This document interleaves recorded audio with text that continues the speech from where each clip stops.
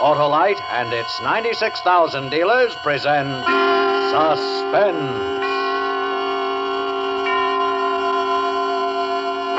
Tonight, Autolite brings you a story of treachery and greed. A story we call Murder in G-Flat, starring Mr. Jack Benny.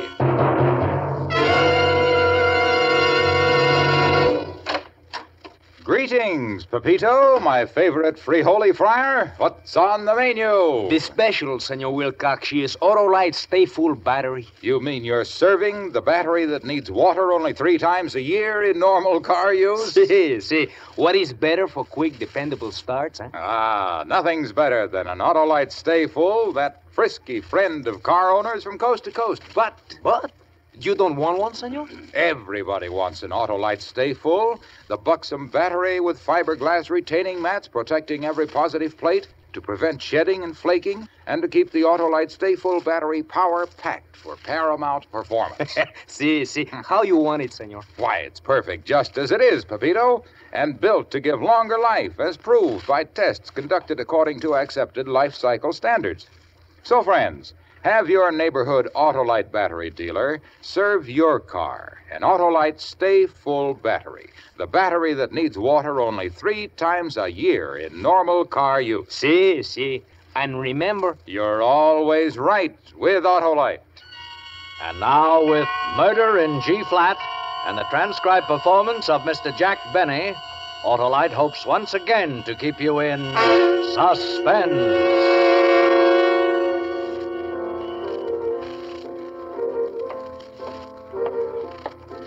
Lieutenant, in here, sir, in the rec hall. What's he doing in the rec hall? Well, he thought he'd tune the piano while I was waiting, Lieutenant. Sunday night. Why couldn't you guys pick a better night than Sunday night? My one day off, and I have to come down here. Sorry we had to call you, Joe. This the guy, huh? Yeah. Hey, you. that's it. C flat. If I had my wrench... This is the lieutenant. Oh, I'm sorry, Lieutenant. Name? My name is Remington. Hercules Remington. That's it, Joe. We checked. Pardon me, Lieutenant, but my wife, Martha, is going to be awfully worried. You see, I haven't seen her since this morning. They told me... You haven't seen your wife since this morning?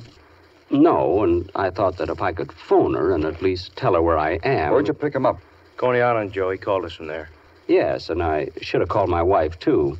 Look, Lieutenant, I don't want to seem persistent about You'll have this. plenty of time later to call your wife. Now, give the lieutenant the story in detail, just like you told it to me on the way down here to the station. What kind of work do you do, Remington? Well, I'm a piano tuner, Lieutenant. Yours is out of tune. C flat, Lieutenant. See, if I could get my bag, I'd tune... Look, Remington, I haven't got all night. Now, either get on with your story or I'll have... All right, Lieutenant. But I really would like to call my wife first. Start your story. All right. But if there's any explaining to be done to my wife, you guys will have to do it. We'll be happy to. Now, go ahead. Yes, sir. Well, Lieutenant, this whole mess started yesterday morning, Saturday. I got up, had breakfast with my wife, Martha, and my Uncle Herman. He's my black sheep uncle of the family. He's a carnival man, came to work at the World's Fair here, and has been living with us ever since. I think he ought to pay at least 1/3 of the rent, but Martha, well, she feels sorry for him. Anyway, I left the house around 10 o'clock on my way to the Lippenridge School of Music. I usually tune their pianos on the first Saturday of the month. You see, because there aren't any classes there on that Saturday. I catch the BMT at 57th and get off at Union Square. Well, yesterday morning I got on the subway, just like I always do. I carry a little ordinary brown bag with all my tools in it and usually lay it right next to me under the seat. I was just sitting there, thinking hard, wondering how I was going to meet the bills at the end of the month, when a man sat down next to me. He shoved something under the seat and just sat there staring ahead. B flat, D flat, B flat, B flat, B flat, B flat. I beg your pardon. Oh, I'm sorry. I guess I got carried away for a moment. 4 stops later, the man got up, reached under the seat, pulled out a little brown bag, and started for the door. I remember noticing he was bald-headed and wearing big black horn-rimmed glasses. For a minute, I thought he'd stolen my bag of tools, but I reached my hand under the seat and found my bag was still there. I remember sort of chuckling to myself, thinking of the coincidence that he'd been carrying the same type of bag. Well, anyway, I got off at Union Square and walked up to the Lippenridge School of Music on 14th. There are 4 floors there, a piano on each floor. And I usually start at the top and work my way down. Well, since the school doesn't have any classes on Saturday, the place was deserted.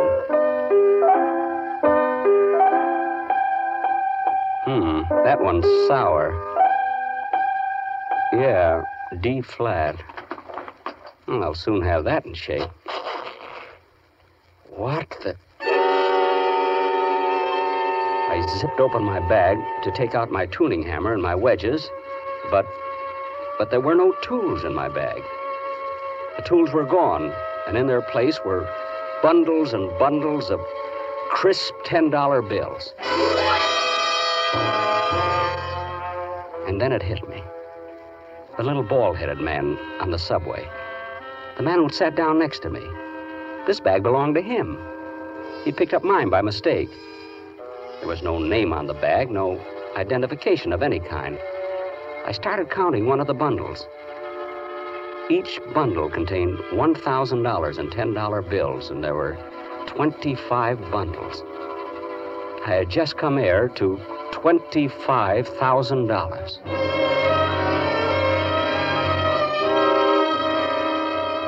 When I got home, Martha was washing some clothes out on the back porch, and Uncle Herman was rolling pennies for his pitch penny concession. I called both of them into the living room, pulled all the shades down, closed and locked all the doors, and set the bag on the table. Hercules, what are you doing back home so soon? What kind of nonsense is this, nephew? Martha, Uncle Herman. You look awful pale. I guess I do. Hercules, what's the matter with you? Listen to me, both of you. I'm rich.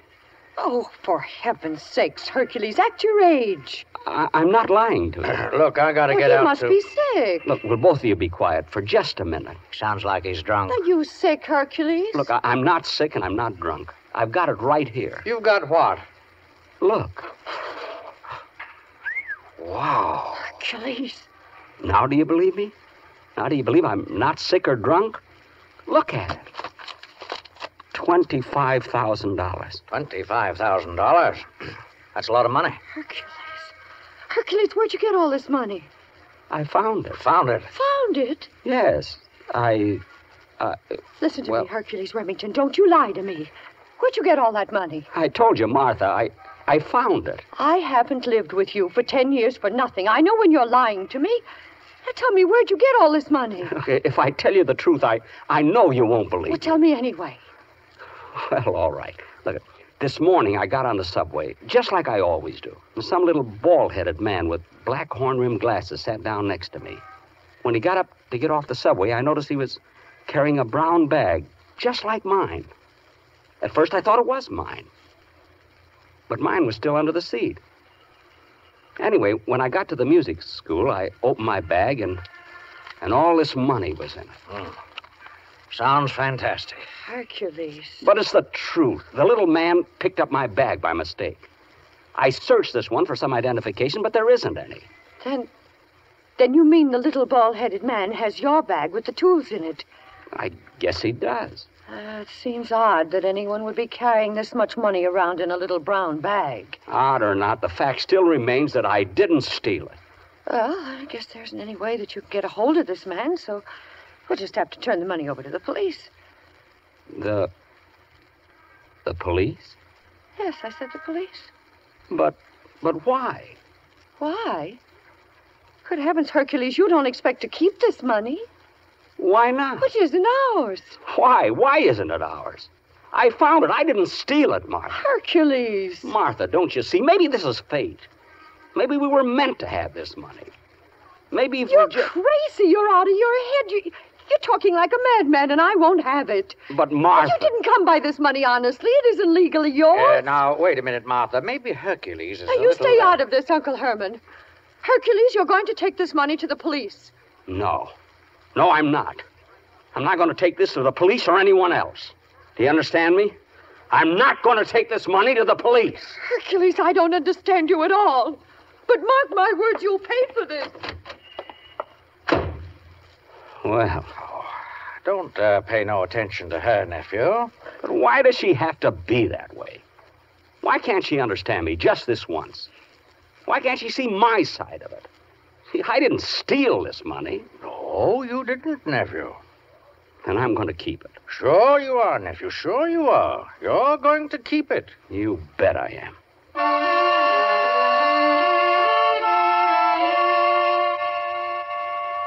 The next morning, that was this morning, Sunday, Martha wouldn't speak to me at all. Her eyes were all red and puffed up.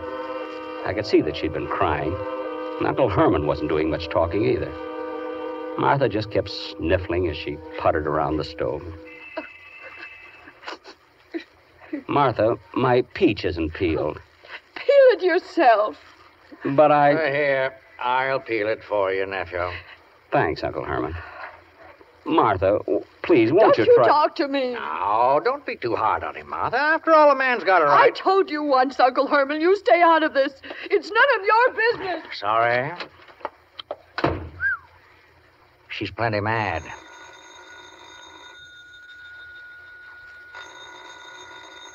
Well, ain't you going to answer the phone? Hello? Mr. Remington? Yes? Hercules Remington? Yes, who is this, please? I want to return your bag of piano tools to you, Mr. Remington. I believe there was a slight mix-up. I believe in my haste I picked up your bag instead. But how did you find me? I mean... Oh, it was quite simple. There's only one piano tuner with the initials HR in New York City.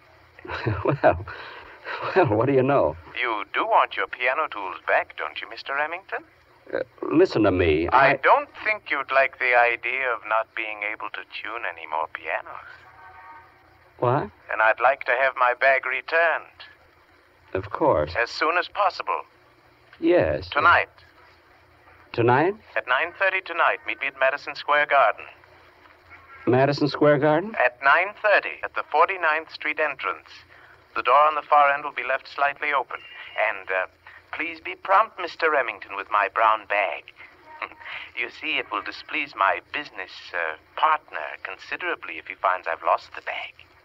Well, all right. The 49th Street entrance, the door on the far end. Hercules, what's wrong? Well, you're as white as a ghost. I am? You sure are. I guess I should be. That was the little bald-headed man with horn-rimmed glasses, Uncle Herman. I've just lost $25,000.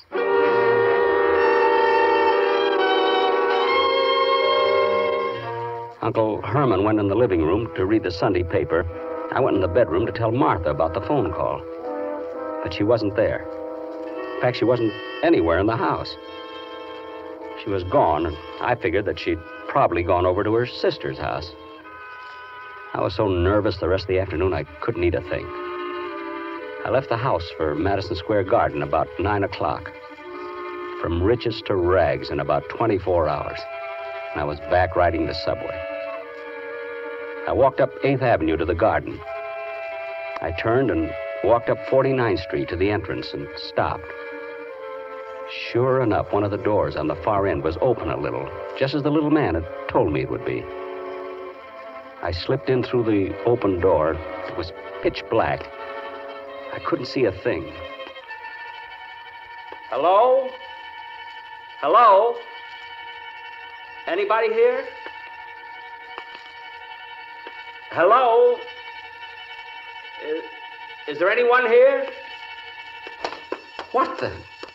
I stumbled over something and almost fell. I struck a match and looked down at a body. The body of the little man in horn-rimmed glasses. His head was all covered with blood. I started to blow out the match, and then something caught my eye. Lying next to his body was my brown bag with the initials HR. And next to the bag, covered with blood, was my tuning hammer.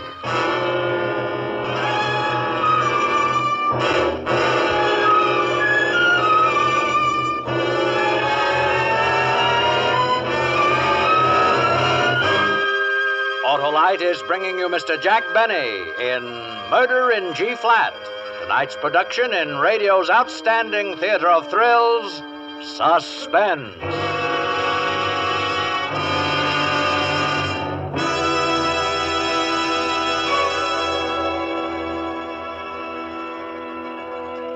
Senor Wilcox, why does the Autolite Stay Full battery need water like Pepito needs a hole in the head? Well, Pepito, the Autolite Stay Full needs water only 3 times a year in normal car use because that consistently conserving and constantly cooperating battery has over 3 times the liquid protection of batteries without Stay Full features. And why is the Autolite Stay Full strong as a bull, senor? Because of the fiberglass retaining mats protecting every positive plate. They prevent shedding and flaking and keep the power-producing materials in place. Greater convenience and dependable starting, yes, senor? Right, Pepito. And in addition, the Autolite Stay Full battery gives you longer life, as proved by tests conducted according to accepted life cycle standards. And all these make the Stay Full welcome a siesta after fiesta. Eh, senor? Right you are. So, friends, visit your neighborhood Autolite battery dealer for an Autolite Stay Full. The battery that needs water only 3 times a year in normal car use. Your Autolite battery man is fully equipped to give you the best in battery advice and service because... Because you are always right with Autolite. And now, Autolite brings back to our Hollywood soundstage Mr. Jack Benny in Elliot Lewis's production of Murder in G-Flat, a tale well calculated to keep you in suspense. Please, Lieutenant, may I call my wife? I want to... Finish your story first, Mr. Remington. You can call her after that. Oh, all right. Now, you were standing over the body of this man in Madison Square Garden. You found your tuning hammer next to the body. Yes, my tuning hammer. Let me tell you, Lieutenant, I was scared. Plenty scared. Here I was standing over a dead man in Madison Square Garden. And clutched in my hand was his brown bag containing $25,000. Who had killed him? Who had... But I couldn't stop to think about that now. I had to get out of there, and fast, and take my bag and hammer lying on the floor with me. I started to reach for my bag when... a sound, G-flat. Someone had opened up a knife. Whoever it was coming toward me, I blew out the match and waited. Who was in that corridor with me? Was it the business partner of the little man? Was it... I started to move backwards, and then a big black figure loomed up at me. With all my strength, I brought the brown bag swinging up from the floor.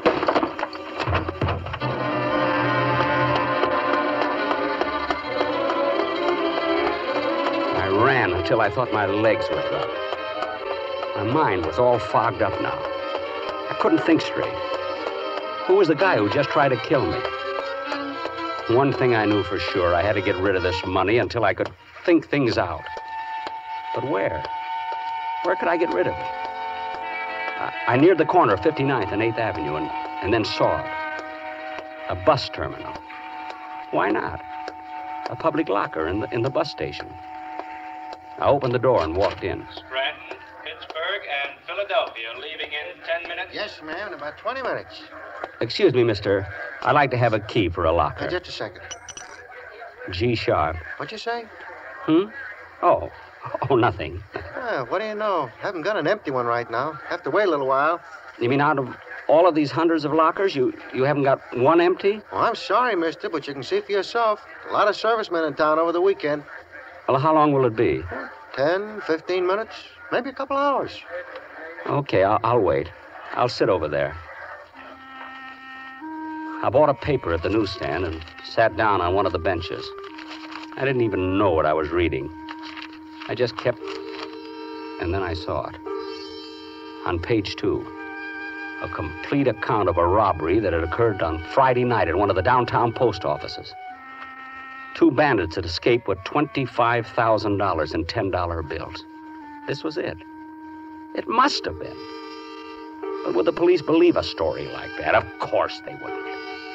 I had the money, and it was my tuning hammer there, lying next to the body in the garden. I got out of that bus terminal in a hurry and walked up 8th Avenue. Where could I go? The only place I could think of was Coney Island. Coney Island and Uncle Herman and his pitch penny concession. It was late, and the island amusement park was almost deserted. It was cold and close to 11. Uncle Herman was leaning against the side of his concession as I walked up. Why, nephew, what are you doing out this way? Uncle Herman, quick, let's go in back. All right. There ain't no customers anyway. Yeah. Oh, what happened, Hercules?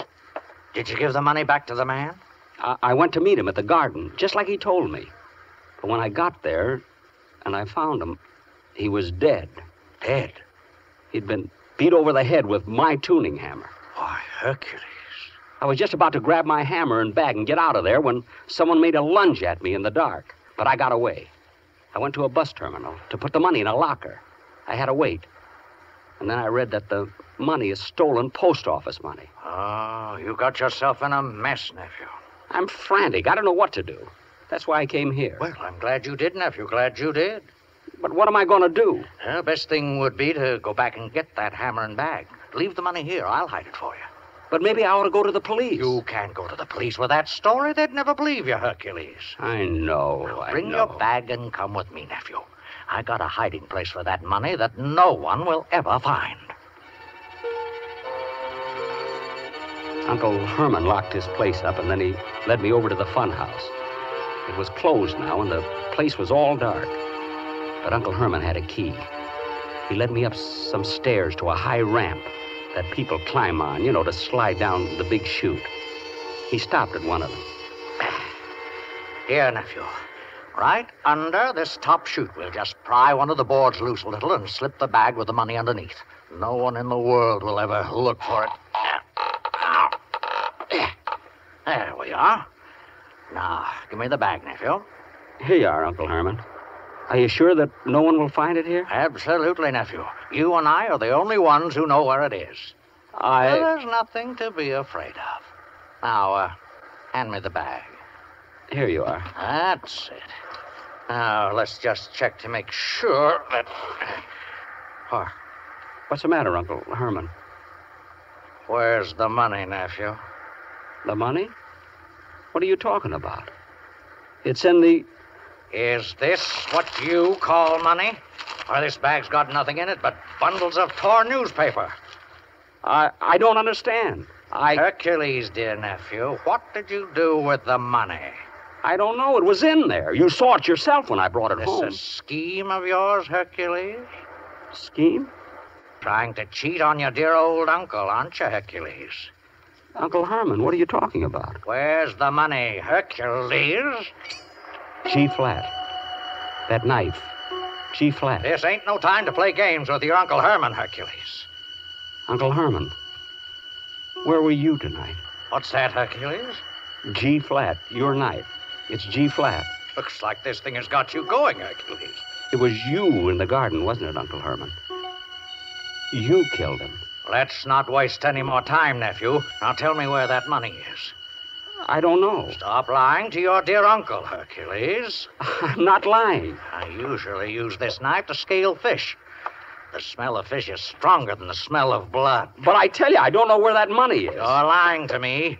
You came down here just to throw me off, didn't you? Make me think you lost the money. Uncle Herman, stay away from me. All right, Hercules. So you won't tell your dear uncle. He rushed at me with the knife. I stepped back, tripped over the board he had pried loose, and fell down. But Uncle Herman... He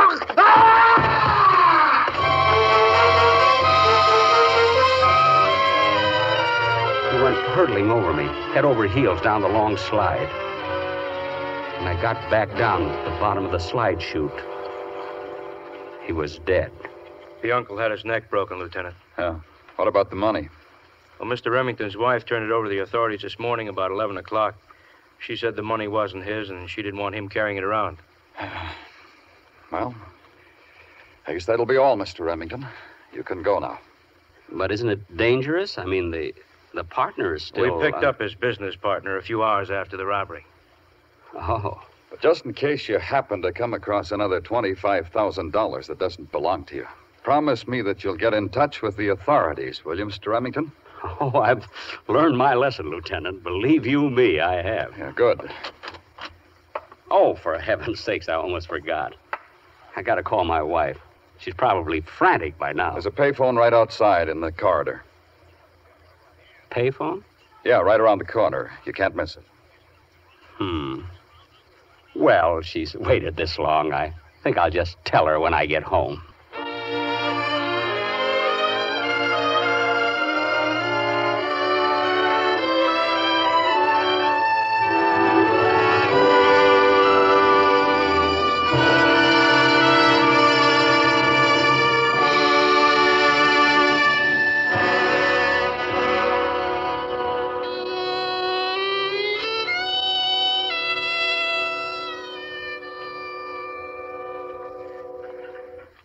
Suspense.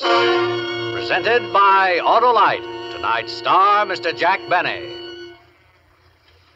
Ah, fine meal, Pepito. So long. Hey, no dessert, Senor Wilcox? I never desert, Pepito. I'm always faithful to those 400 fine products for cars, trucks, tractors, planes, and boats made by Autolite in 28 plants from coast to coast.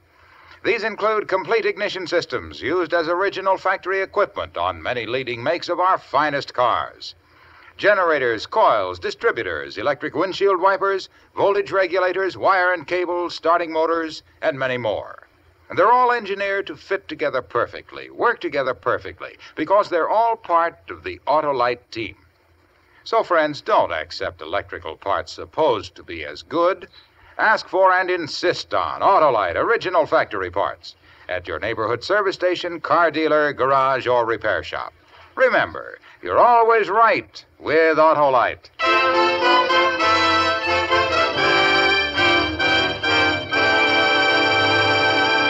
Next week on Suspense, our stars will be Lucille Ball and Desi Arnaz in Early to Death.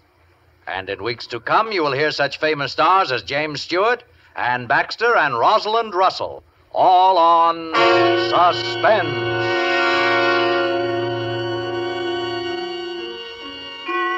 Suspense is produced and directed by Elliot Lewis, with music composed by Lucien Morawek and conducted by Lud Bluskin. Murder in G-Flat was written for Suspense by Richard George Petticini. Portions of this program were transcribed. In tonight's cast, Joseph Kearns was heard as Uncle Herman, Bea Benaderet as Martha, and Larry Thor as the lieutenant. Others in the cast were Clayton Post, Jack Crucian, and Paul Fries. Jack Benny may be heard each Sunday on CBS on his own radio program, The Jack Benny Show. And remember, next week on Suspense, Lucille Ball and Desi Arnaz in a story about a mysterious airplane crash in the mountains of Mexico.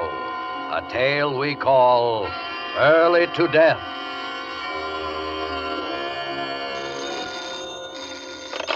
You can buy Autolite Stay Full batteries, Autolite resistor type or standard type spark plugs, Autolite electrical parts at your neighborhood Autolite dealers. Switch to Autolite. Good night. Tonight, Autolite salutes the men and women leaders in boys' clubs all over America. This is National Boys Club Week, a time to remember that our boys' clubs serve the boy, the community, and the nation by training tomorrow's leaders today. This is CBS, the Columbia Broadcasting System.